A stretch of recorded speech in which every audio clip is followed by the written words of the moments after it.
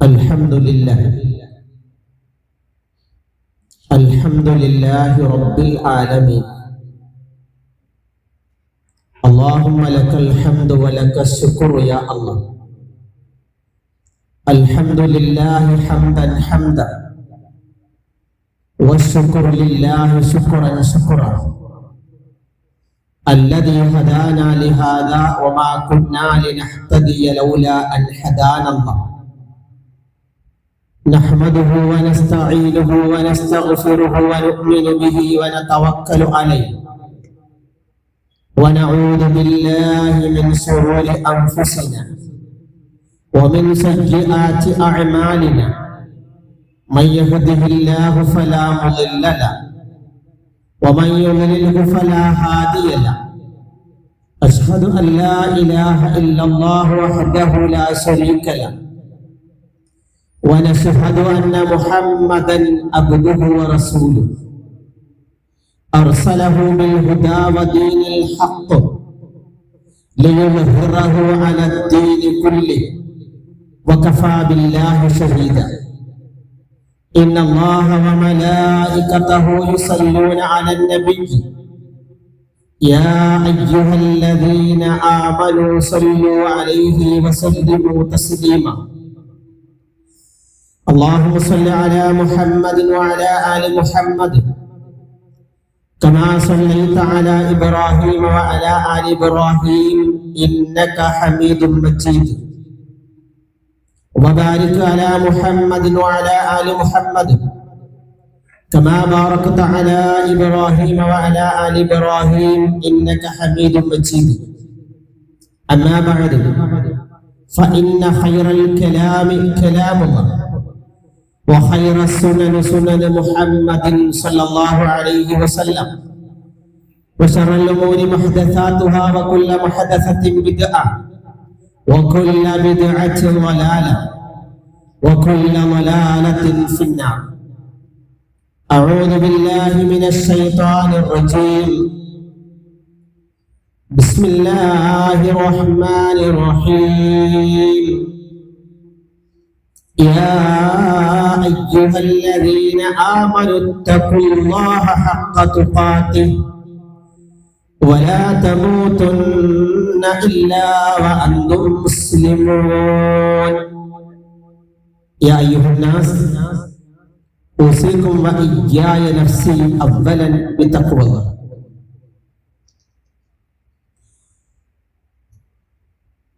ബഹുമാന്യരായ സത്യവിശ്വാസികളായ സഹോദരന്മാരെ സഹോദരിമാരെ, സ്നേഹനിധികളായ മാതാപിതാക്കളെ, പ്രിയപ്പെട്ട യുവാക്കളെ, പ്രിയമുള്ള കുട്ടികളെ, ജീവിതത്തിലുടനീളം തഖ്വയോടെ ജീവിക്കണമേ എന്ന് ഉണർത്തുകയാണ്, ഉപദേശിക്കുകയാണ്. ബഹുമാന്യരായ മുഅ്മിനീങ്ങളെ, നാം ഇന്ന് ചർച്ച ചെയ്യുന്നത് ഉളഹിയത്ത്, ആത്മസമർപ്പണത്തിന്റെ സുഗന്ധം എന്ന വിഷയമാണ്. വിശുദ്ധ ഖുർആനിലൂടെയും പ്രവാചക അധ്യാപനങ്ങളിലൂടെയും നാം സഞ്ചരിക്കുകയാണ്. അതോടൊപ്പം തന്നെ കഅബാലയവും സഫയും മർവയും മിനയും മുസ്ദലിഫയും അറഫയും ആ മിനായിലുള്ള ഒട്ടും പ്രാധാന്യമല്ലാത്ത, പ്രത്യേകിച്ച് ആരാധനകളൊന്നുമില്ലാത്ത, വെള്ള പെയിന്റടിച്ച ഇസ്മായിൽ നബിയെ നെറ്റി ചേർത്ത് കടത്തിയ ആ സ്ഥലവും മനസ്സിലുണ്ടാവണം. അപ്പോഴാണ് ഖുതുബ മനസ്സിലേക്ക് വരിക. റബ്ബ് തൗഫീഖ് നൽകുമാറാവട്ടെ. നമ്മൾ ഏറ്റവും സുന്ദരമായ ദുൽഹജ്ജ് മാസത്തിലാണ്. അതിന്റെ പവിത്രതയും ശ്രേഷ്ഠതയും അനുഭവിച്ചുകൊണ്ടാണ് നീങ്ങുന്നത്. സൂറത്തുൽ ഫജ്റിൽ അല്ലാഹ് പറഞ്ഞു, വൽ ഫജ്ർ, പ്രഭാതം തന്നെയാണ് സത്യം. വലയാലിൻ അശ്ർ, 10 രാവുകൾ തന്നെയാണ് സത്യം. ഇമാം ഇബ്നു കസീർ റഹിമഹുല്ലാഹ്, ഇമാം റാസി റഹിമഹുല്ലാഹ്, ഇമാം തുബരി റഹിമഹുല്ലാഹ്, ഇബ്നു ജരീർ തുടങ്ങിയവരും ഒക്കെ ഈ രാവിനെ 2ആയിട്ട് പഠിപ്പിച്ചിട്ടുണ്ട്. അതിലൊന്ന് റമളാനിലെ അവസാനത്തെ 10 എന്നും മറ്റൊന്ന് ഹദീസിലൂടെ സ്ഥിരപ്പെട്ടത് കൊണ്ട് അത് ദുൽഹജ്ജ് 1 മുതൽ 10 വരെയാണ് എന്ന് കാണാൻ കഴിയും. അതിന്റെ പ്രത്യേകത, ഇസ്ലാമിലെ എല്ലാ ആരാധനാ കർമ്മങ്ങളുടെയും സമ്മേളനമാണ് ദുൽഹജ്ജ് മാസം. നിസ്കാരമുണ്ട്, സുന്നത്തായ നോമ്പുണ്ട്, സ്വതക്കയുണ്ട്, ഉംറയുണ്ട്, ഹജ്ജുണ്ട്, ബലിയുണ്ട്, പെരുന്നാളുണ്ട്. എല്ലാ ആഘോഷങ്ങളും ദുൽഹജ്ജിലുണ്ട്. അതേസമയം റമളാനിൽ ബലിയില്ല, ഹജ്ജുമില്ല. ഇസ്ലാമിലെ ഹജ്ജ് എന്ന് പറയുന്നത് എണ്ണപ്പെട്ട ദിവസങ്ങളിലേ ഉള്ളൂ. അവിടെ പോയിട്ടുള്ളവര് ഹജ്ജിലല്ല, ആരും ഹജ്ജിലേക്ക് പ്രവേശിച്ചിട്ടുമില്ല. അങ്ങനെ തന്നെ മനസ്സിലാക്കണം. ഹജ്ജ് ആരംഭിക്കും ദുൽഹജ്ജ് 8 മുതൽക്കാണ്. അതിനവരെ നിയ്യത്ത് ചെയ്യും. ലബ്ബൈക അല്ലാഹുമ്മ ഹജ്ജൻ എന്ന് നിയ്യത്ത് ചെയ്ത് പ്രവേശിക്കും. ഇപ്പൊ അവരെവിടെയുള്ളത്? ലബ്ബൈക അല്ലാഹുമ്മ ഉംറത്തിലാണ്, ഉംറയിലാണ്. ഉംറ കഴിഞ്ഞു. ദുൽഹജ്ജ് 8-നാണ് ഹജ്ജ് ആരംഭിക്കുക, 13-ന് അവസാനിക്കും. 8, 9, 10, 11, 12, 13. ഈ 10 മുതൽ ശേഷമുള്ള ദിവസങ്ങൾക്കാണ് അയ്യാമു തശ്രീഖ് എന്നറിയപ്പെടുന്നത്. 2 കാര്യങ്ങളാണ്, 3 കാര്യങ്ങളാണ്. ഒന്ന്, ജംറയിൽ എറിയാൻ. 2, തക്ബീർ. 3-മത്തേത് ബലികർമ്മം. ഒരാൾക്ക് നിയ്യത്തുണ്ട്, സാമ്പത്തികം കയ്യിലേക്ക് കിട്ടിയിട്ടില്ല ഉളഹിയത്ത് കൊടുക്കാൻ. ദുൽഹജ്ജ് 1 മുടിയും നഖവും നീക്കാൻ പാടില്ല, അങ്ങനെ ഉണ്ടല്ലോ. പക്ഷെ അയാൾക്ക് ദുൽഹജ്ജ് 11-ന് പൈസ കയ്യിൽ കിട്ടി. പെരുന്നാൾ കഴിഞ്ഞിട്ട്, പെരുന്നാൾ വ്യാഴാഴ്ച, വെള്ളിയാഴ്ച അയാളുടെ കയ്യിലേക്ക് പൈസ കിട്ടി. ഉളഹിയത്ത് കൊടുക്കാൻ നെയ്യത്ത് അയാൾ എന്ത് ചെയ്യും? അയാൾ എന്ത് ചെയ്യും? അയാൾ ആ പൈസ കൊണ്ട് ഉടനെ ഒരു മൃഗത്തെ വാങ്ങണം. മനസ്സിലായോ? അയാളൊരു മൃഗത്തെ വാങ്ങണം. എന്നിട്ട് അയാൾ അന്നറക്കാം 11-ന്, ഇല്ലേ 12-ന് അറക്കാം, ഇല്ലേ 13 അസറിന് മുന്നേ അറക്കാം. അപ്പോഴോ ആ പൈസ കയ്യിൽ കിട്ടിയ സമയം മുതൽ അയാൾ എന്ത് ചെയ്യണം? മുടിയും നഖവും നീക്കാൻ പാടില്ല. സ്വഹീഹായ ഹദീസാണിത്. അല്ലാതെ 1 കഴിഞ്ഞല്ലോ, എനിക്ക് നെയ്യത്തുണ്ട്, പൈസ കിട്ടി, എന്ത് ചെയ്യും? ചെയ്യണം. അതാണ് ഇസ്ലാമിന്റെ മാർഗം. അതാ പ്രവാചകൻ പറഞ്ഞത്, പെരുന്നാളിന് മുമ്പ് അറുത്താൽ അത് ഇറച്ചിയാണ്, പെരുന്നാളിന് ശേഷം അറുത്താൽ, നിസ്കാരത്തിന് ശേഷം അറുത്താൽ, ഒന്നുകൂടി, നിസ്കാരത്തിന് മുമ്പ് അറുത്താൽ അത് ഇറച്ചിയാണ്. ശ്രദ്ധിക്കണേ, നിസ്കാരം കഴിഞ്ഞെറുത്താൽ അത് ഉളഹിയത്താണ്. ഏതുപോലെ റമളാനിലെ അവസാന സുദിനത്തിലെ ഫിത്ർ സക്കാത്ത് പെരുന്നാൾ നിസ്കാരത്തിന് മുമ്പ് കൊടുത്താൽ ഫിത്ർ സക്കാത്താണ്. പെരുന്നാൾ നിസ്കാരം കഴിഞ്ഞു കൊടുത്താലോ അരിയാണ്. തിരിഞ്ഞാണ്. അങ്ങനെ പഠിക്കണം. അപ്പൊ പ്രിയമുള്ളവരെ, ആ ഏറ്റവും സുന്ദരമായ സ്ഥലങ്ങളിലൂടെ പോണത് പ്രവാചകൻ പറഞ്ഞു, മാമിൻ അയ്യാമിൻ അഅ്ളമു ഇൻദല്ലാഹ്. ഈ 10 ദിനങ്ങളുണ്ടല്ലോ, ഏറ്റവും ശ്രേഷ്ഠമുള്ളതാണ് അയ്യാമുൽ അശ്ർ, ദുൽഹജ്ജ് 1 മുതൽ 10 വരെ. എന്താ ചെയ്യേണ്ടത്? അക്സിറു, അധികരിപ്പിക്കണം. അത്തഹ്ലീല, ലാ ഇലാഹ ഇല്ലല്ലാഹ്, വത്തഹ്മീദ, അൽഹംദുലില്ലാഹ്, വത്തക്ബീറ, അല്ലാഹു അക്ബർ, വത്തസ്ബീഹ, സുബ്ഹാനല്ലാഹ്. എണ്ണം വേണ്ട. നിസ്കാര ശേഷമുള്ളതിനാണ് എണ്ണം, എണ്ണം വേണ്ട. അപ്പൊ നിങ്ങൾ എന്ത് ചെയ്യണം? സുബ്ഹാനല്ലാഹ് വൽഹംദുലില്ലാഹ് വലാ ഇലാഹ ഇല്ലല്ലാഹു അല്ലാഹു അക്ബർ വലാ ഹൗല വലാ ഖുവത ഇല്ലാ ബില്ലാഹ് അധികരിപ്പിച്ചോണം. തക്ബീർ ചൊല്ലാമോ? ചൊല്ലാം. തക്ബീർ ചൊല്ലാം, അതും സുന്നത്താണ്. ഒറ്റയായും കൂട്ടയായും ചൊല്ലാം. അതൊക്കെ ഈ ദിനങ്ങളിലെ കർമ്മങ്ങളാണ്. അങ്ങനെയാണ് ഇസ്ലാം പഠിപ്പിച്ചിട്ടുള്ളത്. അതിലേറ്റവും സുന്ദരമായ കർമ്മമാണ് ബലികർമ്മം. എന്താ ബലികർമ്മത്തിന്റെ നിബന്ധന? മുഹമ്മദ് റസൂലുള്ളാഹി സ്വല്ലല്ലാഹു അലൈഹി വസല്ലമക്ക് വേണ്ടി ബലിയാക്കാൻ പാടില്ല. ശിർക്കാണ്, ഹറാമാണ്. അല്ലെ? ഒന്ന് ചോദിക്കട്ടെ, നമ്മുടെയൊക്കെ നാടുകളിൽ രോഗത്തിനും കല്യാണങ്ങൾക്കും മറ്റു പ്രയാസങ്ങൾക്കൊക്കെ പല പള്ളികൾക്ക് നേർച്ചയാക്കാറില്ലേ? അല്ലേ? പൈസയായും കോഴിയായും ഒക്കെ നേർച്ചയാക്കാറില്ലേ?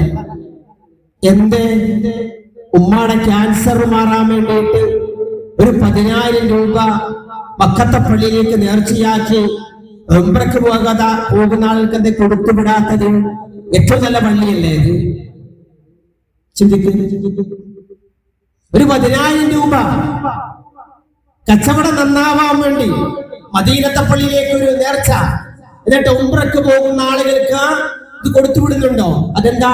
അവിടെ നേർച്ച കുറ്റിയില്ല. അപ്പൊ ഇസ്ലാമിലെ ബലി, നേർച്ച അത് റബ്ബിന് മാത്രമാണ്. അതാണ് ഉലൂഹിയ്യത്തിന്റെ ഒന്നാമത്തെ സമർപ്പണം. ഇനി ആ ചരിത്രത്തിലേക്ക് വരാം. 37-ാം അധ്യായം സൂറ അസ്വാഫാത്തിലെ 102 മുതൽ 107 വരെയാണ് ഇസ്മായിൽ നബി അലൈഹിസ്സലാമയെ അറുക്കലുമായി ബന്ധപ്പെട്ട ആയത്ത് അവതരിച്ചത്. അതിലേക്കാണ് നിങ്ങളുടെ ശ്രദ്ധ ഞാൻ ക്ഷണിക്കുന്നത്. ഇവിടെ പഠിക്കേണ്ടത് 86-ാമത്തെ വയസ്സിലാണ് ഇസ്മായിൽ നബി അലൈഹിസ്സലാം ജനിക്കുന്നത്. ഇബ്രാഹിം നബി അലൈഹിസ്സലാത്തു വസ്സലാമക്ക് 99 വയസ്സുള്ളപ്പോഴാണ് അറുക്കണമെന്ന സ്വപ്നം കാണുന്നത്. അതുകൂടി ഖസസുൽ അംബിയ എന്ന ഗ്രന്ഥത്തിലാണ് ഇതിലുള്ളത്. അഭിപ്രായ വ്യത്യാസങ്ങൾ കണ്ടേക്കാം, അല്ലാഹു അഅലം. അപ്പൊ 13-ാമത്തെ വയസ്സിലാണ് ഇസ്മായിൽ നബിയെ അറുക്കാൻ അള്ളാന്റെ കൽപ്പന. 13-ാമത്തെ വയസ്സിൽ, 86-ാമത്തെ വയസ്സിൽ ഇസ്മായിൽ ജനിക്കുന്നു. ഇബ്രാഹിം നബിക്ക് 99. ആ അറവുമായി ബന്ധപ്പെട്ട കൽപ്പന കഴിഞ്ഞിട്ടാണ് ആയത്തിറങ്ങുന്നത് ഇസ്ഹാഖ് നബിയുടെ ജനനം. അതാണ് തഫ്സീറുകൾ പഠിപ്പിക്കുന്നത്. അഭിപ്രായ വ്യത്യാസങ്ങൾ ഉണ്ടാകാം, അല്ലാഹു അഅലം. അല്ലാഹ് പറയുന്നു, ഫലമ്മാ ബലഗ മഅഹു സഅയ, ഇബ്രാഹിം നബി അലൈഹിസ്സലാത്തു വസ്സലാമിന്റെ കൂടെ പ്രയത്നിക്കുവാൻ പ്രായമായപ്പോ ഇസ്മായിൽ നബിക്ക് ഖാല, ഇബ്രാഹിം നബി അലൈഹിസ്സലാം പറഞ്ഞു, യാ അബത് യാ ബുനയ്യ, കുഞ്ഞു മകനെ. നമ്മളൊക്കെ മക്കളെ വിളിക്കണം ഡാ എടി എന്നല്ല, മോനെ എന്ന് വിളിക്കണം. ഖുർആനിൽ ഒരുപാട് സ്ഥലത്ത് ലുഖ്മാൻ ഉപദേശം ഖുർആൻ പറഞ്ഞത് വെറുതെ അല്ല. മക്കളെ യാ ബുനയ്യ എന്ന് വിളിക്കണം. പൊന്നു മോനെ നിസ്കരിച്ചോ, പൊന്നു മോനെ സുബഹിക്ക് എഴുന്നേക്കണം, പൊന്നു മോനെ, അതിനെ വിളിച്ചു നോക്കിക്കേ. അതാണ് ഖുർആന്റെ വിളി, വെറുതെ പഠിപ്പിച്ചതല്ല. അവിടെ ഇബ്രാഹിം നബി അലൈഹിസ്സലാം വാപ്പാനെ വിളിച്ചത് എന്താ? യാ അബതീന്ന, എന്റെ പ്രിയപ്പെട്ട പിതാവേ. പ്രതിപക്ഷ ബഹുമാനത്തോടുകൂടി. ഇബ്രാഹിം നബി പ്രവാചകനാ, വാപ്പയോ ബിംബാരാധകന്. മക്കളെ, ഇന്നത്തെ രാഷ്ട്രീയക്കാരൊക്കെ ഏറ്റവും കൂടുതൽ ശ്രദ്ധിക്കേണ്ട വിഷയമാണ്. പ്രതിപക്ഷത്തോട് സംസാരിക്കുമ്പോ ബഹുമാനത്തോടെ, പ്രായത്തെ ബഹുമാനിച്ചുകൊണ്ട് സംസാരിക്കണം. ഇസ്ലാമിന്റെ നിയമമാണത്. അല്ലാതെ കഴിഞ്ഞ വർഷം കുറെ പറഞ്ഞത് അതുകൊണ്ട് ഈ വർഷം ഞാൻ അങ്ങോട്ട് കണക്കിന് കൊടുക്കാം, ഇസ്ലാമിലില്ലത്. പ്രായത്തെ ബഹുമാനിക്കണം, ആളുകളെ ബഹുമാനിക്കണം. ഖുർആൻ എങ്ങനെ പഠിപ്പിച്ചത്? ഖുർആൻ എവിടെയെങ്കിലും ഫിർഔനെ കളിയാക്കിയോ? യാ ഫിർഔൻ, ഓ ഫിർഔനെ, ആദരിച്ചാ വിളിച്ചത്. അത് പ്രബോധനത്തിന്റെ മാർഗമാണ്. നമ്മുടെയൊക്കെ വെയിറ്റ് കെട്ടിട്ട് അങ്ങോട്ടും ഇങ്ങോട്ടും ചീത്ത പറയുന്ന, തെരുവിളിക്കുന്ന രീതി ഉണ്ടല്ലോ, അതൊന്നും ദഅവത്തല്ല കേട്ടോ. അതൊന്നും ഇസ്ലാമിന്റെ മാർഗങ്ങളെയല്ല. റസൂലുള്ളാഹി സ്വല്ലല്ലാഹു അലൈഹി വസല്ലം ഖുറൈശിയുടെ അബൂജഹൽ എവിടെ കളിയാക്കിയത്? ഇല്ല, പച്ചയായി തൗഹീദ് പറഞ്ഞു കൊടുത്തു, കളിയാക്കിയിട്ടില്ല. ആ ബഹുമാനം നിലനിർത്തിക്കൊണ്ട് സാന്ദർഭികമായി സൂചിപ്പിച്ചത് മാത്രം. യാ ബുനയ്യ, കുഞ്ഞുമകനെ, ഇന്നി അറ, ഞാൻ കണ്ടു, ഞാൻ കാണുന്നു, ഫിൽ മനാമി, എന്റെ സ്വപ്നത്തിൽ. പ്രവാചകന്മാർക്കുള്ള സ്വപ്നം വഹിയാണ്. ഒരു പ്രവാചകനാണ് സ്വപ്നവ്യാഖ്യാനം മുഅ്ജിസത്തായിട്ട് അല്ലാഹു നൽകിയത്. അതാരാ? യൂസുഫ് നബി അലൈഹിസ്സലാം. ഇബ്രാഹിം നബി അലൈഹിസ്സലാം സ്വപ്നം കണ്ടിട്ടുണ്ട്, യൂസുഫ് നബി അലൈഹിസ്സലാം സ്വപ്നം കണ്ടിട്ടുണ്ട്, യാക്കൂബ് നബി അലൈഹിസ്സലാം സ്വപ്നം കണ്ടിട്ടുണ്ട്. അത് ഖുർആൻ വ്യാഖ്യാനങ്ങളാണ്. പക്ഷെ യൂസുഫ് നബിയുടെ സ്വപ്ന വ്യാഖ്യാനം എന്തായിരുന്നു? മുഅ്ജിസത്തായിരുന്നു. എന്താ കണ്ടത്? അന്നി അദ്ബഹുക, നിന്നെ ഞാൻ അറുക്കണമെന്ന്. അതാ വാക്കിനർത്ഥം. അന്നി അദ്ബഹുക, അറുക്കണമെന്നല്ല കണ്ടത്, ഞാൻ നിന്നെ അറുക്കണമെന്ന്, വാപ്പ മകൻ അറുക്കണമെന്നോ അല്ലാഹു സ്വപ്നത്തിൽ കാണിച്ചിട്ടുണ്ട്. നീ നോക്ക്, നീ എന്താ പറയണത്? ആറ്റ് നോറ്റ് കിട്ടിയ മകനാ, 86ാമത്തെ വയസ്സിൽ പൊന്നാര മകനാ. മാതാ തറ, എന്താണ് നിന്റെ അഭിപ്രായം? ഇസ്മായിൽ നബി അലൈഹിസ്സലാത്തു വസ്സലാം പറഞ്ഞു, യാ അബതി, പ്രിയപ്പെട്ട പിതാവേ,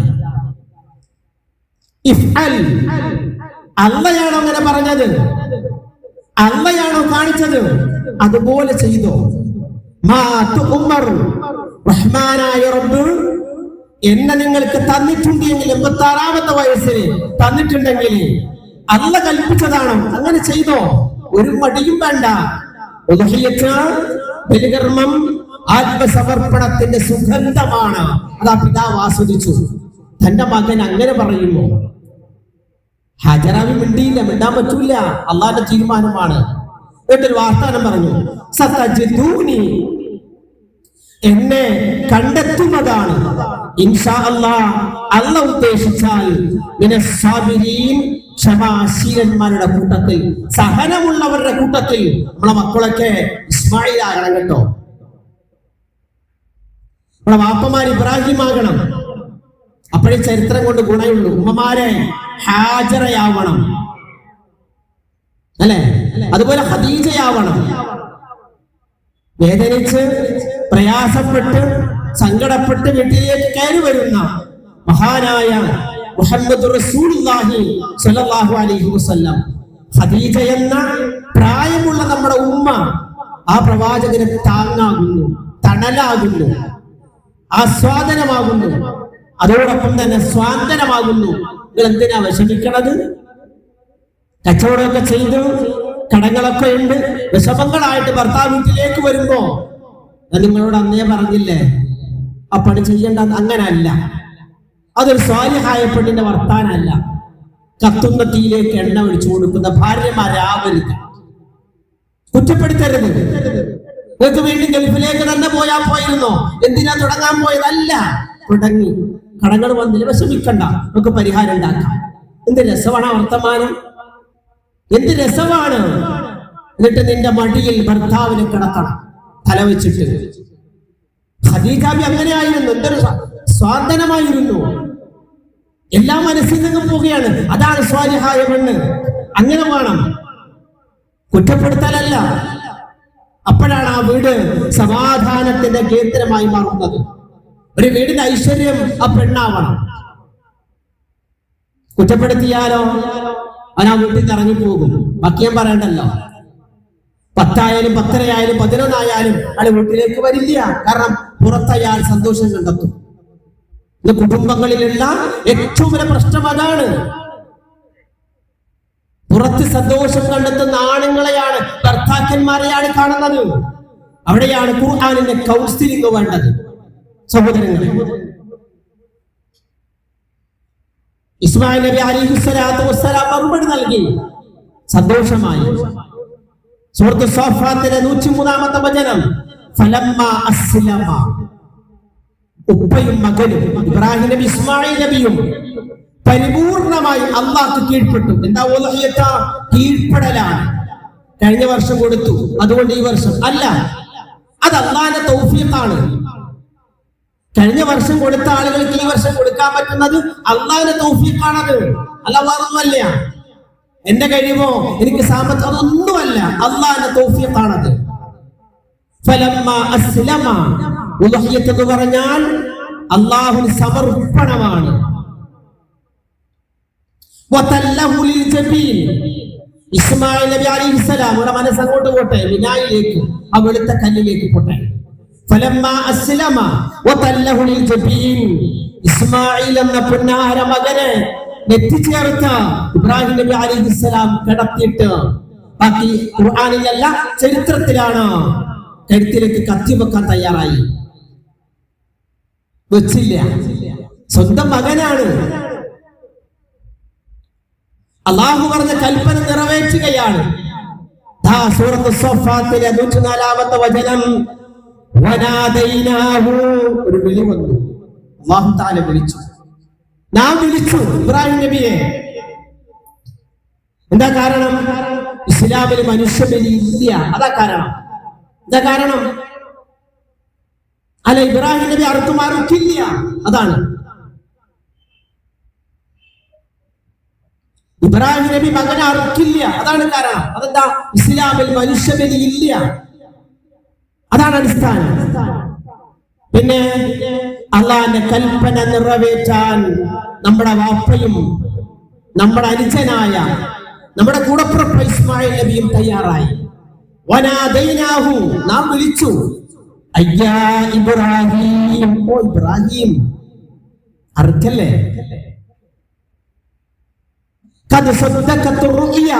നിർത്ത്, നിനക്ക് ഞാൻ കാണിച്ചു തന്ന സ്വപ്നം നീ സാക്ഷാത്കരിക്കപ്പെട്ടു, നീ എന്റെ അടിമയാണ്. അതാണ് ഇബ്രാഹിം നബിയെ കുറിച്ച് അള്ളാഹ് പറഞ്ഞത് ഹനീഫൻ. മൂസാ നബിയെ കുറിച്ച് പറഞ്ഞില്ല, മുഹമ്മദ് നബിയെ കുറിച്ച് പറഞ്ഞില്ല, ഇബ്രാഹിം നബിയെ കുറിച്ച് അള്ളാഹ് പറഞ്ഞു ഒരുപാട് സ്ഥലത്ത്. ഇബ്രാഹിം നബി ഹനീഫനാണ് കേട്ടോ, ഋജു മനസ്സനാണ്, ശുദ്ധ മനസ്സാണ്. അള്ളാഹ് പറഞ്ഞ എന്തും കേൾക്കുന്ന പ്രവാചകനാണ്. അതുകൊണ്ട് എന്താ ഉലഹിയത്തിലുള്ള സന്ദേശം? അള്ളാഹു തന്ന സമ്പത്തിൽ നിന്ന് ഉലഹിയത്തിൽ പങ്കാളിയാകണം. ആകാത്തവരുണ്ടെങ്കിൽ നിന്ന് നീയത്തെടുത്തോണം, അതാണ് ഉലഹിയത്ത്. നീ സ്വപ്നം ഞാൻ അറിയിച്ചു തന്നത്, അത് സ്വപ്നം ശരിയാണോ, അള്ളയാണോ പറഞ്ഞത്? ഒന്നും ചിന്തിച്ചില്ല. അതല്ല, അതൊന്നും ചിന്തിച്ചില്ല. മറിച്ച് ഇബ്രാഹിം നബി അലൈഹിസ്സലാത്തു വസ്സലാം തന്റെ 86-ാമത്തെ വയസ്സിന് കിട്ടിയ പുന്നാര മകനെ റബ്ബിന്റെ മാർഗത്തിലേക്ക് സമർപ്പിക്കുന്ന, ജീവിതം സമർപ്പിക്കുന്ന കഥ. അത് സ്വപ്നക്കത്ത റുഇയ, നീ ആ സ്വപ്നം സാക്ഷാത്കരിച്ചിരിക്കുന്നു. ഇന്നാ കദാലിക, തീർച്ചയായും അപ്രകാരമാണ് നജ്സിൽ മുഹ്സിനീൻ, നന്മയുള്ള ആളുകൾക്ക്, നല്ല അടിമകളായ ആളുകൾക്ക്, സൽവൃത്തരായ ആളുകൾക്ക് ഞാൻ പ്രതിഫലം നൽകുന്നത്. പ്രിയമുള്ളവരെ, എല്ലാ വർഷം ഓർക്കുന്നില്ലേ ഇബ്രാഹിം നബിയെ? എല്ലാ നിസ്കാരത്തിലും ഓർക്കുന്നില്ലേ? ഹജ്ജിൽ ഓർക്കുന്നത് ആരെയാണ്? ഇബ്രാഹിം നബിയെ, ഇസ്മായിൽ നബിയെ, ഹാജറ ബീവിയെ. ആ സഫാ മർവക്കടയിൽ ഹജ്ജാജിമാർ ഓടുമ്പോ അത് ഓർക്ക് നമ്മുടെ ഉമ്മയാണ്, ഹാജറ ബീവിയെ. ഒക്കെ നിങ്ങൾ സംസം കുടിക്കുമ്പോ ലോക ചരിത്രത്തിൽ അടയാളപ്പെടുത്തിയ പ്രവാചകന്മാർ വെറുതെ കേട്ടാ പോരാ. ഇബ്രാഹിം നബി അലൈഹിസ്സലാമയുടെ ആദർശം ഉണ്ടാവണം, ഇസ്മായിൽ നബിയുടെ സഹനശക്തി ഉണ്ടാവണം, ഹാജറയുടെ തവക്കുൽ ഉണ്ടാകണം. അപ്പോഴാണ് ഒരു പെണ്ണായിട്ട് മാറുക. അതാണ് ഇസ്ലാമിന്റെ ചരിത്രം, ഖുർആനിന്റെ ചരിത്രം. എന്നിട്ട് അള്ളാഹ് പറഞ്ഞു ഒരു സന്തോഷ വാർത്ത. 37-ാം അധ്യായം സൂറത്തുൽ സ്വഫാത്തിലെ 106-ാമത്തെ വചനം, ഇന്ന ഹാദാ ലഹുൽ ബലാഉൽ മുബീൻ. ഇബ്രാഹിമേ, ഓ പ്രവാചകനെ, ഇത് വ്യക്തമായ പരീക്ഷണമായിരുന്നു, ആദർശ പരീക്ഷണം, തീയിലേക്കിട്ട പരീക്ഷണം, മക്കളില്ലാത്ത പരീക്ഷണം, മക്കളുണ്ടായപ്പോ പരീക്ഷണം. നിങ്ങൾ ഇന്ന ഹാദാ ലഹുവൽ ബലാഉൽ മുബീൻ, ഇത് സ്പഷ്ടമായ പരീക്ഷണമാണ് എന്ന് അല്ലാഹു തആല ഓർമ്മപ്പെടുത്തി. ഇബ്രാഹിം നബി അലൈഹിസ്സലാമയോട് സൂറത്തുൽ സഫാത്തിലെ 107ാമത്തെ വചനത്തിൽ പറഞ്ഞു, വഫദൈനാഹു ബിദിബ്ഹിൻ അളീം, മഹത്തായ ഒരു ബലിമൃഗത്തെ നീ ബലിയർക്കണം. അങ്ങനെ ഇബ്രാഹിം നബി അലൈഹിസ്സലാം ആടിനെ അറുത്ത്, ഒരു മൃഗത്തെ അറുത്ത്. ഇസ്ലാമിലെ കാഴ്ചപ്പാട് എന്താ? വംശനാശം നേരിടാത്ത മൃഗങ്ങളെയാണ് ബലിയർക്കേണ്ടത്. കോഴി പറ്റൂലല്ലോ. പെറ്റുവരികുന്ന, അതാരെവിടെ തടഞ്ഞാലും അറുക്കണ്ടെന്ന് പറഞ്ഞാലും നഷ്ടം ആ കന്നുകാലി കച്ചവടക്കാർക്ക. അവർ കൂടുതൽ മുസ്ലിമീങ്ങളല്ല. തമിഴ്നാട്ടിലും കർണാടകയിലും ഉള്ളവർ മുസ്ലിമീങ്ങളല്ല കൂടുതൽ. ആർക്കാ നഷ്ടം? നമ്മൾ അറുക്കും, അതാല്ല കൽപ്പനയാ. അറുക്കണ്ടെന്ന് പറഞ്ഞ റോഡ് മുഖാന്തരം നീളെ അത് കിടന്ന് ചത്തുപോകും. വംശനാശം നേരിടാത്ത മൃഗത്തെ അറുക്കാനാ ഇസ്ലാം പഠിപ്പിച്ചത്. ലക്ഷക്കണക്കിന് കഴിഞ്ഞ വർഷം അറുത്തില്ലേ? ഇന്നും മൃഗങ്ങളില്ലേ? 1 വയസ്സ് പൂർത്തിയായത് എവിടെന്ന്? 2 വയസ്സ് പൂർത്തിയായത് എവിടെന്ന്? 5 വയസ്സിലെ ഒട്ടകം എവിടെന്ന്? നോക്ക് നിങ്ങൾ, എത്ര ലക്ഷങ്ങൾ ആടുകൾ അവിടെ ഇറക്കുന്നത്. 1 വർഷം കൊണ്ട് അടുത്ത ഹജ്ജിന് വേണ്ടി ആടുകളെ റഹ്മാനായ റബ്ബ് സംവിധാനിക്കുകയാണ്. വംശനാശം നേരിടാത്ത മൃഗങ്ങളെ അത് അറുക്കാനുള്ളതാണ്. മനുഷ്യർക്ക് വേണ്ടിയുള്ള അല്ലാഹ് പറഞ്ഞില്ലേ, മൃഗങ്ങള് നിങ്ങൾക്ക് സഞ്ചരിക്കാനുള്ളതാ, തിന്നാനുള്ളതാ, കച്ചവടം ചെയ്യാനുള്ളതാ, ഉപയോഗിക്കാനുള്ളതാണ്. അതാര് പറഞ്ഞാലും ആര് തടഞ്ഞാലും നമ്മൾ ബലിമൃഗത്തെ അറുത്ത് തക്ബീർ മുഴക്കി ഉദ്ഹിയത്ത് ആഘോഷിക്കും, പെരുന്നാൾ ആഘോഷിക്കും. അതെന്തേ കാരണം? അല്ലാഹുവിന്റെ കൽപ്പനയാണ്. ഇബ്രാഹിമിയ മില്ലത്താണത്. മുഹമ്മദ് സല്ലല്ലാഹു അലൈഹി വസല്ലമയുടെ ഉമ്മത്താണ് നമ്മൾ. അതുകൊണ്ടാണ് അങ്ങനെ ആ കൽപ്പന നിർവഹിച്ചു. ഇനി നമുക്കുള്ള കൽപ്പന എന്താ? സൂറത്തുൽ കൗസർ, ഇന്നാ അഅതൈനാകൽ കൗസർ, നിനക്ക് നാം ധാരാളം നന്മകൾ നൽകിയിട്ടുണ്ട്. ഫസല്ലി, അതുകൊണ്ട് നീ നമസ്കരിക്കണേ. ലിറബ്ബിക, നിന്റെ രക്ഷിതാവിന് വേണ്ടി. വൻഹർ, ബലിയർക്കണം. ഖുർആൻ ആയത്താ. അവിടെ ലുഹ പിന്നെ ഉപയോഗിച്ചിട്ടില്ല, ഉദ്ഹിയത്ത് ഉപയോഗിച്ചിട്ടില്ല, നഹ്ർ എന്ന ഉപയോഗിച്ചത്. ബലിയർക്കണമെന്ന റഹ്മാനായ റബ്ബിന്റെ കൽപ്പനയാണ്. ആ ബലിയർക്കുമ്പോൾ ഉണ്ടാകേണ്ട നിബന്ധന എന്താണ്? അല്ലാഹ് പറഞ്ഞു, ലക്ഷ്യപൂർത്തിയാക്കണം, മാർഗം തെറ്റരുത്.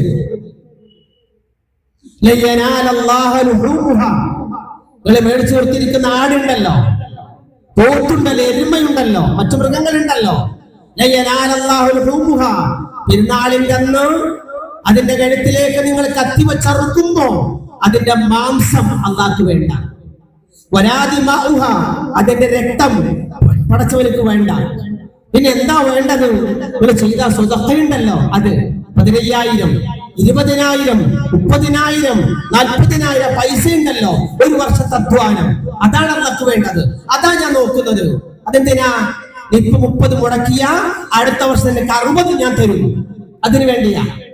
അടുത്ത വർഷം കൊടുക്കാൻ തൗഫീഖ് അല്ലാഹ് തരും. ഇനി മരിച്ചു പോയാലോ നിങ്ങളുടെ മക്കൾ കൊടുക്കും, ഇല്ലേ? കൊടുക്കും. അതാണ് തൗഫീഖ്. അതാണ് എനിക്ക് വേണ്ടത്. നിങ്ങളിൽ നിന്ന് ഞാൻ സ്വീകരിക്കുന്നത് തഖ്വയാണ് കേട്ടോ. അതുകൊണ്ട് ഇബാദത്തിലെ പ്രധാനമായ കവാടം തഖ്വയാണ്. പ്രവാചകൻ പറഞ്ഞു, ആർക്കെങ്കിലും അല്ലാഹു തആല കഴിവ് കൊടുത്തിട്ട് അവൻ ഉദ്ഹിയത്തിൽ പങ്കാളിയാകുന്നില്ല എങ്കിൽ, നിങ്ങളുടെ ബാങ്ക് അക്കൗണ്ട് നിങ്ങൾക്കറിയാം, നിങ്ങളുടെ സമ്പത്ത് നിങ്ങൾക്കറിയാം, നിങ്ങളുടെ വരുമാനം നിങ്ങൾക്കറിയാം. ഭാര്യയുടെ ചികിത്സ പറഞ്ഞ് ഉദ്ഹിയത്തിന് മാറരുത്. വീടിന്റെ നിർമ്മാണം പറഞ്ഞ് ഉദ്ഹിയത്തിന് മാറരുത്. ആവശ്യമില്ലാത്ത വീടിന്റെ പെയിന്റടി പറഞ്ഞിട്ട് വീടിന് മാറരുത്, ഉദ്ഹിയത്തിന് മാറരുത്. പുതിയ കാറ് വാങ്ങിച്ചു, അതുകൊണ്ട് ഈ വർഷം ടൈറ്റായി. എന്ത് ടൈറ്റ്? പ്രവാചകൻ പറഞ്ഞു, ആർക്കെങ്കിലും അല്ലാഹു തആല കഴിവ് കൊടുത്തിട്ട് അവൻ ഉദ്ഹിയത്ത് അറുക്കുന്നില്ല എങ്കിൽ, ഒരാടിനെങ്കിലും ചെയ്യുന്നില്ല എങ്കിൽ, നീ പുതിയ ഉടുപ്പൊന്നും വാങ്ങണ്ട. നീ പുതിയ ഉടുപ്പൊന്നും വാങ്ങണ്ട. പെരുന്നാളിന് വേണ്ടി മക്കൾക്കും വാങ്ങണ്ട. എന്തേ കാരണം? ചെയ്ത് തക്ബീർ ചൊല്ലി നീ നിസ്കരിക്കാൻ വരണ്ടോ? റസൂലുള്ളാഹിന്റെ കൽപ്പനയാ. നിനക്ക് കഴിവ് തന്നിട്ട് ഉളുഹിയത്ത് കൊടുക്കാൻ പറ്റുന്നില്ലെങ്കിൽ നീ എന്താ നിസ്കരിക്കണത്? വേണ്ട, നീ മുസല്ലിലേക്ക് വരണ്ട, ഈദ്ഗാഹിലേക്ക് നീ വരണ്ട, പള്ളിയിലേക്ക് വരണ്ട. നീ അവിടെ നിന്റെ വീടിന്റെ ഉള്ളില് പിശുക്കിത്തരം കാണിച്ചുകൊണ്ട് ജീവിച്ചാൽ മതി.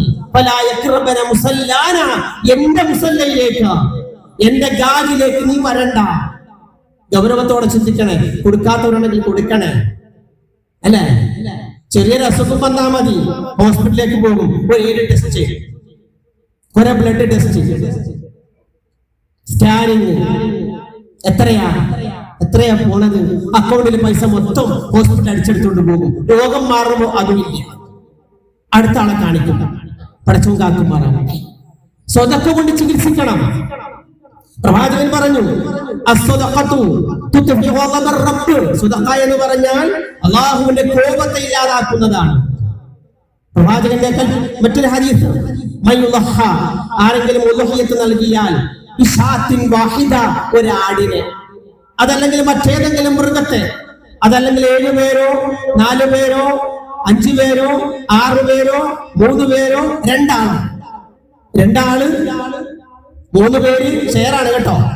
2 ആളുകൾക്ക് ഷെയർ ചെയ്യാം, 3 പേർക്ക് ചേരാം, 4 പേർക്ക് ചേരാം, 5 പേർക്ക് ചേരാം, 6 പേർക്ക് ചേരാം, 7 പേർക്ക് ചേരാം. 8 പറ്റില്ല. ഇനി ഒരാളൊരു പോത്തിനെ വാങ്ങിച്ചായിക്കോട്ടെ. അങ്ങനെ ആരെങ്കിലും ചെയ്താൽ അത് അവനുള്ളതാണ്, അതിന്റെ പ്രതിഫലം അവനുള്ളതാണ്. അതായത് ഉമ്മാക്ക് പ്രതിഫലം കിട്ടും, വാപ്പാക്ക് കിട്ടും, ഭാര്യക്ക് കിട്ടും. എന്താ? ഭാര്യക്ക് കിട്ടും. അപ്പൊ എന്റെ വീട്ടില് ഭാര്യയുടെ ഉമ്മ ഉണ്ട്, ഞാനാ നോക്കണം, കിട്ടും. എന്റെ വീട്ടില് ഭാര്യയുടെ ഉമ്മയുണ്ട്, ഞാനാ നോക്കണത്, കിട്ടും. ഭർത്താവ് മരിച്ച പെങ്ങളുണ്ട്, കൂലി കിട്ടും. നോക്കി നിങ്ങൾ. അപ്പൊ എന്റെ ഉമ്മയും ബാപ്പയും മരിച്ചുപോയി, 3 വർഷമായി, അവർക്കും കിട്ടും. നീ നൽകുന്ന സ്വതക്കയുടെ ഗുണം അവർക്കും കിട്ടും. അത്രക്ക് പുണ്യമുള്ള ഉളുഹിയത്ത്. നിനക്ക് പ്രതിഫലമുണ്ട്. നിന്റെ അഹ്ലു ബൈത്തിന്റെ വീട്ടുകാർക്ക് പ്രതിഫലമുണ്ട്. എന്നിട്ടോ അറുത്ത് കഴിഞ്ഞ നീ തിന്നണം, നീ കറിവെച്ച് നീയും നിന്റെ വീട്ടുകാരും തിന്നണം. എന്നിട്ടോ സാധുക്കളായ ആളുകൾക്ക് തിന്നാൻ കൊടുക്കണം. അള്ളാഹ്ക്ക് വേണ്ട. എന്നിട്ട് അള്ളാഹ് പറഞ്ഞു 22-ാം അധ്യായം സൂറത്തുൽ ഹജ്ജിലെ 36-ാമത്തെ വചനം, നിങ്ങൾക്ക് അല്ലാഹു തആല ബലിയൊട്ടകങ്ങളെയും മൃഗങ്ങളെയും ആക്കിയിരിക്കുന്നത് അത് അള്ളാഹുവിന്റെ അടയാളങ്ങളാണ്, ചിഹ്നങ്ങളാണ്. ആദരിക്കണം, തൊട്ടുമുത്താനല്ല, അതിനെ പരിപാലിക്കണം. അള്ളാഹുവിന് സമർപ്പിക്കുന്നതിന് ചിന്ത ഉണ്ടാവണം. മാത്രമല്ല ആ ബലിമൃഗങ്ങളിൽ ഒരുപാട് ഗുണങ്ങളുണ്ട്, നന്മയുണ്ട് എന്ന് വിശുദ്ധ ഖുർആൻ പറയുന്നു. എങ്ങനെ അറക്കേണ്ടത് അള്ളാഹ് പറഞ്ഞു. 22-ാം അധ്യായം സൂറത്തുൽ ഹജ്ജിലെ 36-ാമത്തെ വചനം, അള്ളാഹുവിന്റെ നാമം ഉച്ചരിച്ചുകൊണ്ട് അറക്കണം. അറക്കുന്ന ആളുകള് വർത്തമാനത്തിലും പെട്ട് അറക്കുന്ന സമയത്തുള്ള നിബന്ധന മറക്കണം. എങ്ങനെ അറക്കണം? ബിസ്മില്ലാഹി വല്ലാഹു അക്ബർ. അറക്കല്ലേ? എങ്ങനെ അറക്കേണ്ടത്? ബിസ്മില്ലാഹി വല്ലാഹു അക്ബർ. അതാണ് നബി സല്ലല്ലാഹു അലൈഹി വസല്ലമ പഠിപ്പിക്കുന്നത്, അറക്കുന്നതിന്റെ നിബന്ധന. എന്നിട്ടോ അറുത്തതിന്റെ തൊലിയൊക്കെ മാറ്റി അതിങ്ങനെ ഘട്ടങ്ങളാക്കി കാറ്റി മാറ്റി കഴിഞ്ഞാൽ നീയും നിന്റെ കുടുംബം അതിൽ നിന്ന് തിന്നണം. സല്ലല്ലാഹു അലൈഹി വസല്ലമ ബലിമൃഗവുമായി ഗാഹിലേക്ക് പോയി. നിസ്കാരം കഴിഞ്ഞു, പ്രവാചകന്റെ കൈ കൊണ്ട് അറുത്തു. എന്നിട്ട് അതിൽ നിന്ന് കിട്ടിയ മാംസം കൊണ്ടാണ് അന്ന് ഭക്ഷണം കഴിച്ചത്. അത് സുന്നത്താണ്. ഇവിടെ വൈകും, അതുകൊണ്ട് പ്രശ്നമില്ല. അങ്ങനെ പറ്റിയാൽ അതാണ് സുന്നത്ത്. അന്നേരത്തെ ആ ദിവസത്തെ ഭക്ഷണം ആ ബലിമൃഗത്തിന്റെ മാംസം കൊണ്ടായിരിക്കണമെന്ന പ്രവാചകന്റെ ചര്യകളിൽ കാണാൻ കഴിയും. എന്നിട്ടോ നീ മറ്റുള്ളവരെ ഭക്ഷിപ്പിക്കണം. പരവശനായ, സാധുവായ, ജീവിക്കാൻ മാർഗമില്ലാത്ത, ദരിദ്രനായ, മിസ്കീനായ, യതീമായ, വിധവയായ ആളുകളുണ്ടല്ലോ, അവർക്ക് നീ കൊടുക്കണം കേട്ടോ. അല്ലാതെ ഫ്രിഡ്ജിൽ കയറ്റി വെച്ച് മാസങ്ങളോളം ചൂടാക്കി കഴിക്കാൻ നിൽക്കരുത്. അത് വേണ്ട. പാവങ്ങൾക്ക് കൊടുക്കണം. അതാണ് ഖുർആനിന്റെ കൽപ്പന. ഇതാണ് ഉദ്ഹിയത്തുമായി ബന്ധപ്പെട്ട് വിശുദ്ധ ഖുർആനും പ്രവാചക ഹദീസും പഠിപ്പിക്കുന്നത്. അതുകൊണ്ട് ഉദ്ഹിയത്ത് എന്നത് ആത്മസമർപ്പണത്തിന്റെ സുഗന്ധമാണ്. ആ സുഗന്ധം നേടിയെടുക്കേണ്ടത് സൂറത്തുൽ ഹജ്ജിലെ 34-ാമത്തെ വചനം, ഫഇലാഹുകും ഇലാഹുൻ വാഹിദ്. കഅബ, ഹജർ അസ്വദ്, സഫ, മർവ, മിന, മുസ്തലിഫ, മുഴുവൻ ആരാധനാ കർമ്മങ്ങളും ഒക്കെ ഫഇലാഹുകും ഇലാഹുൻ വാഹിദ്, നിങ്ങളുടെ ദൈവം ഒരുവനാണ്, ഒന്നേ ഉള്ളൂ, അല്ലാഹു മാത്രമേ ഉള്ളൂ. ഫലഹു അസ്ലിമു, അതുകൊണ്ട് നിങ്ങൾ അവന് മാത്രം കീഴ്പ്പെടണം. വബശ്ശിരിൽ മുഖ്ബിതീൻ, റബ്ബിന് വിനീതമായി ജീവിക്കുന്ന, എളിമത്തം കാണിക്കുന്ന, റബ്ബിലേക്ക് മടങ്ങുന്ന, റബ്ബിന് വേണ്ടി എന്തും സമർപ്പിക്കാൻ തയ്യാറാകുന്ന ആളുകൾക്കാണ് സന്തോഷ വാർത്ത. وأقول قولي هذا أستغفر الله لي ولكم وأستعفيه عني وعنكم وعن جميع المؤمنين والمسلمين أجمعين واستغفروا إنه هو الغفور الرحيم.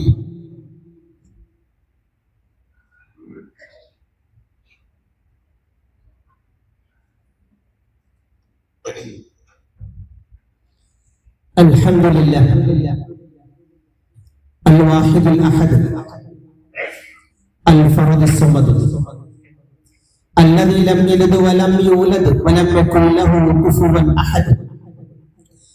اللهم صل على محمد وعلى آل محمد. يا أيها الناس أوصيكم وإياي ثانيا بتقوى الله. ഒരിക്കൽ കൂടി അല്ലാഹുവിന്റെ വിധിവിലക്കുകൾ ജീവിതത്തിൽ ഉടനീളം തഖ്വയോടെ ജീവിക്കണമെന്ന് ഉണർത്തുകയാണ്. പ്രിയമുള്ള മുഅ്മിനീങ്ങളെ, 2-3 കാര്യങ്ങൾ ശ്രദ്ധയിൽപ്പെടുത്തുകയാണ്. അതിലൊന്ന്, ഇൻഷാ അല്ലാഹ് ബലിപെരുന്നാൾ നമസ്കാരം വ്യാഴാഴ്ച 7:30 പള്ളിയിലായിരിക്കും നിസ്കാരം ഉണ്ടാക്കുക. ഇൻഷാ അല്ലാഹ് അതനുസരിച്ചുകൊണ്ട് ക്രമീകരിക്കണം. 5:30 മണിയാകും നിസ്കാരം കഴിയും, സുബഹി നിസ്കാരം കഴിയും. ഇതിന്റെ സമയമുണ്ട്. അതുകൊണ്ട് ക്രമീകരിച്ചുകൊണ്ട് ഇൻഷാ അല്ലാഹ് നമ്മുടെ പള്ളിയിൽ ബലിപെരുന്നാൾ നമസ്കാരമുണ്ട്. 7:30 മണിക്കാണ് നിസ്കാരം. അത് കഴിഞ്ഞാൽ നിങ്ങൾക്ക് പെട്ടെന്ന് വീട്ടിലേക്ക് പോയി എന്തെങ്കിലും ലഘുവായി കഴിച്ച് ഉളഹിയത്തിലേക്ക് നിങ്ങൾക്ക് പ്രവേശിക്കാം. ആ രൂപത്തിലാണ് ക്രമീകരിച്ചിരിക്കുന്നത്. വീട്ടിൽ നിന്ന് ഉളൂഹ് ചെയ്ത് തക്ബീർ ചൊല്ലിക്കൊണ്ട് പള്ളിയിലേക്ക് എത്തുക. സമയം പാലിക്കാൻ ഓരോരുത്തരും ശ്രദ്ധിക്കണമെന്ന് പറയുകയാണ്. അവസാനം തിരക്ക് പിടിച്ചിട്ട് ഓടിവരങ്ങൾ നിസ്കാരം കഴിഞ്ഞു പോയാൽ ആകെ വർഷത്തിൽ കിട്ടുന്നതാണ്. അത് ഉപയോഗപ്പെടുത്തണം. വീണ്ടും ഓർമ്മപ്പെടുത്തുമ്പോൾ 7:30 മണിക്കാണ്. 7:30 മണിക്ക് തന്നെ ഇൻഷാ അല്ലാഹ് കൈകെട്ടും നിസ്കരിക്കും. ആ രൂപത്തിലാണ്. അപ്പൊ നിങ്ങൾ കുറെ സൗകര്യങ്ങൾ ഉണ്ടാകും. അത് ഓർമ്മപ്പെടുത്തുന്നു. 2, അവധിക്കാലമാണ്. നമ്മുടെ കുട്ടികളൊക്കെ 10ാം ക്ലാസ് കഴിഞ്ഞ് മറ്റു പലതിലേക്ക് പോകാനൊക്കെ തയ്യാറാകുമ്പോ എന്ത് പഠിക്കണം, എങ്ങനെ പഠിക്കണം, ഗവൺമെന്റ് ജോലി എങ്ങനെ നേടണം എന്നൊക്കെ അവർക്ക് പറഞ്ഞു കൊടുക്കാനും, അതേപോലെ ഇസ്ലാമികമായ മോറൽ നൽകാനും ഇവിടെയുള്ള യുവാക്കളോടെയും പറയുന്നു. ഒരു 18 വയസ്സ് കഴിഞ്ഞ ആളുകളാണെങ്കിൽ PSC 1 day രജിസ്റ്റർ ചെയ്യണം. ജോലി സാധ്യത ധാരാളമുണ്ട് നമ്മുടെ മുമ്പിൽ. വെറുതെ ഇങ്ങനെ കറങ്ങി നടക്കാതെ കടയിൽ കയറി 10,000 കിട്ടി അങ്ങനല്ല. ഗവൺമെന്റ് ജോലി നേടണം. വിദ്യാഭ്യാസം അതിനുള്ളതാണ്, അല്ലാതെ കറങ്ങിടക്കാനുള്ളതല്ല. ഒരുപാട് സാധ്യതയുടെ മുമ്പിലുണ്ട്. നമുക്ക് പറ്റാത്ത മേഖല മാറ്റി വെച്ചാൽ ലോട്ടറി, ബാറ്, KSFE, അതല്ലാത്ത മേഖല മാറ്റി വെച്ചാൽ PSC ഒരുപാട് സാധ്യത മുമ്പിലുണ്ട്. അപ്പൊ അത് ഉപയോഗപ്പെടുത്തണം. ചെയ്യാത്ത ആളുകൾ ചെയ്തിട്ട് അതിന് നോട്ടിഫിക്കേഷൻ നോക്കിയിട്ട് ധാരാളം സൗജന്യ പരിശീലന ക്ലാസ്സുകളുണ്ട്. അതിൽ പങ്കെടുക്കണം. എന്നിട്ട് PSC എഴുതണം. അത് റാങ്ക് ലിസ്റ്റിൽ കയറാൻ നോക്കണം. ഒരു ജോലി നേടണം. ഒന്ന് ആലോചിച്ച് നോക്കിയേ. 10, 26, 27 വയസ്സാകുമ്പോൾ ജോലി കിട്ടി. ഒരു 55 വയസ്സിൽ പെൻഷൻ ആകുമ്പോ 50 രൂപ കയ്യിൽ കിട്ടില്ലേ? എന്ത് രസമാണ് ആ ജീവിതം. നല്ലൊരു കുടുംബം കിട്ടും. നല്ല രൂപത്തിൽ ജീവിച്ചുകൂടെ? സംവിധാനം നമ്മുടെ മുമ്പിലുണ്ടല്ലോ. അതുകൊണ്ട് വിദ്യാഭ്യാസം ആ ദുനിയാവും വേണം, ആഖിറവും വേണം. മറക്കണ്ട. അപ്പൊ ഇൻഷാ അല്ലാഹ് നമ്മുടെ മക്കൾക്ക് അതൊക്കെ ഉൾക്കൊള്ളിച്ചു കൊണ്ടിട്ട് ഈ വരുന്ന തിങ്കൾ ചൊവ്വ ദിവസങ്ങളിൽ രാവിലെ 8 മണി മുതൽ 10 മണി വരെ ഒരു Islamic MSM MGM moral class സംഘടിപ്പിക്കുന്നുണ്ട്. നിങ്ങളുടെ മക്കളെ നിർബന്ധമായും ആണിനെയും പെണ്ണിനെയും ആ ക്ലാസ്സിലേക്ക് ഇൻഷാ അല്ലാഹ് വിടണമെന്ന് അറിയിക്കുകയാണ്. റബ്ബ് സുബ്ഹാനഹു വ തആല നമ്മൾ ചെയ്യുന്ന എല്ലാ നന്മകളും സ്വീകരിക്കുമാറാവട്ടെ. റമദാൻ മുതൽ അതിനൊക്കെ മുന്നേയും ഈ പള്ളിക്ക് കേസ് വെച്ചിരിക്കുന്നതൊക്കെ നിങ്ങളുടെ സ്വതക്കയാണ്. ഒരുപാട് സഹായങ്ങൾ പള്ളിക്ക് ചെയ്യുന്നുണ്ട്, റമദാനിക്ക് ചെയ്യുന്നു, കൂടി ചെയ്യുന്നുണ്ട്. അതുപോലെ വ്യക്തിപരമായി ആണും പെണ്ണും ഒക്കെ കമ്മിറ്റിയെ സമീപിച്ചുകൊണ്ട് സ്വതക്ക ചെയ്യുന്നുണ്ട്. റഹ്മാനായ റബ്ബ് എല്ലാവരും നൽകുന്ന സ്വതക്കകൾക്ക് അർഹമായ പ്രതിഫലം നൽകി അനുഗ്രഹിക്കുമാറാവട്ടെ. നല്ലൊരു എമൗണ്ട് ഒരു മാസം വേണം. നിങ്ങളുടെ സമ്പാദ്യത്തിൽ നിന്നും നിങ്ങൾ നിശ്ചയിക്കുന്ന ഒന്ന് പള്ളിക്ക് വേണ്ടി. വെള്ളിയാഴ്ച വരുമ്പോ അള്ളാന്റെ പള്ളിയാണ്, ഞാൻ നമസ്കരിക്കുന്ന പള്ളിയാണ്, ഞാൻ സുജൂദ് ചെയ്യുന്ന പള്ളിയാണ്. സാമ്പത്തികമില്ലാതെ കമ്മിറ്റിക്ക് പ്രയാസപ്പെടാൻ പാടില്ല. എനിക്ക് അന്ന് സമ്പത്ത് തന്നിട്ടുണ്ട്, ഞാൻ എന്തിനെല്ലാം കൊടുക്കുന്നുണ്ട് പൈസ എന്ന് ചിന്തിച്ചുകൊണ്ട് അള്ളാന്റെ പള്ളിയെ സഹായിക്കുക. റബ്ബ് നമ്മളെ സഹായിക്കും. റഹ്മാനായ റബ്ബ് പള്ളിയെ സഹായിക്കുന്ന മുഴുവൻ ആളുകൾക്കും അർഹമായ പ്രതിഫലം നൽകി അനുഗ്രഹിക്കുമാറാവട്ടെ. ഇനിയും സഹായിക്കാനുള്ള നല്ലൊരു മനസ്സ് എല്ലാവർക്കും അല്ലാഹു നൽകി അനുഗ്രഹിക്കുമാറാവട്ടെ. മരണപ്പെട്ടു പോയ മുഴുവൻ ആളുകൾക്കും മഗ്ഫിറത്തും മർഹമത്തും നൽകി അനുഗ്രഹിക്കട്ടെ. ജീവിച്ചിരിക്കുന്നവർക്ക് ദീർഘായുസ്സും ആരോഗ്യവും ആഫിയത്തും അല്ലാഹു പ്രദാനം ചെയ്യുമാറാവട്ടെ. രോഗം കൊണ്ട് പ്രയാസപ്പെടുന്നവർ പള്ളിയിലുണ്ട്, വീടുകളിലുണ്ട്, ഹോസ്പിറ്റലുകളിലുണ്ട്. റഹ്മാനായ റബ്ബേ, അവർക്ക് നീ പരിപൂർണമായ ശിഫ നൽകണേ റഹ്മാനെ, സുഖം നൽകണേ റഹ്മാനെ, ആശ്വാസം നൽകണേ റഹ്മാനെ, ആരോഗ്യം നൽകണേ റഹ്മാനെ. പടച്ചവനെ, നിങ്ങൾ വാഹനത്തിലും അല്ലാതെയും സഞ്ചരിക്കുന്നവരാണ്, നിങ്ങളുടെ മക്കൾ സഞ്ചരിക്കുന്നവരാണ്, നിങ്ങളുടെ ഭാര്യമാര് സഞ്ചരിക്കുന്നവരാണ്. അപകടങ്ങളെ തൊട്ട് കാക്കണേ അല്ലാ, ആപത്തുകളെ തൊട്ട് കാക്കണേ അല്ലാ, പ്രയാസങ്ങളെ തൊട്ട് കാക്കണേ അല്ലാ, കടങ്ങളെ തൊട്ട് കാക്കണേ അല്ലാ. റഹ്മാനായ റബ്ബേ, മാരകമായ രോഗങ്ങളെ കൊണ്ട് ഞങ്ങളെ നീ കാക്കണേ റഹ്മാനെ. ഞങ്ങളുടെ കുടുംബ ജീവിതത്തിൽ സമാധാനവും സന്തോഷവും നൽകണേ യാ അല്ലാ. കച്ചവടത്തിൽ ബർക്കത്ത് നൽകണേ റഹ്മാനെ. വിവാഹം കഴിഞ്ഞിട്ട് മക്കളില്ലാതെ വിഷമിക്കുന്നവരുണ്ട്, അവർക്ക് നീ സാലിഹായ സന്താനങ്ങളെ പ്രദാനം ചെയ്യണേ റഹ്മാനെ. ഞങ്ങളുടെ കൂടപ്പുറപ്പുകളെ വിശ്വാസികൾ ഹജ്ജിന് വേണ്ടി ആ പരിശുദ്ധമായ നാട്ടിലേക്ക് എത്തിയിട്ടുണ്ട്, യാത്ര ചെയ്യുന്ന ആളുകളുണ്ട്, അവർക്ക് നീ മഖ്ബൂലും മബ്റൂറുമായ ഹജ്ജും ഉംറയും ചെയ്യാൻ തൗഫീഖ് നൽകണേ റഹ്മാനെ.